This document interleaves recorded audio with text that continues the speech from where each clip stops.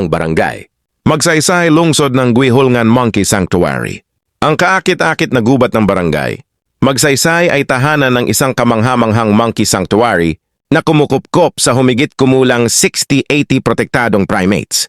Malayang gumagala ang mga kahanga-hangang nilalang na ito na nagbibigay ng natatanging pagkakataon para sa mga bisita na mapagmasdan at makipag-ugnayan sa kanila. Ang lokal na pamahalaan, katuwang ang mga organisasyon para sa kapakanan ng hayop, ay tinitiyak ang kalusugan at pangangalaga sa mga unggoy.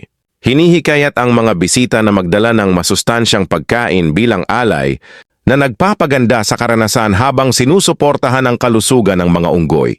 Lubos ding pinahahalagahan ang mga donasyon na may malaking ambag sa mga pagsisikap sa konserbasyon ng sanktuaryo.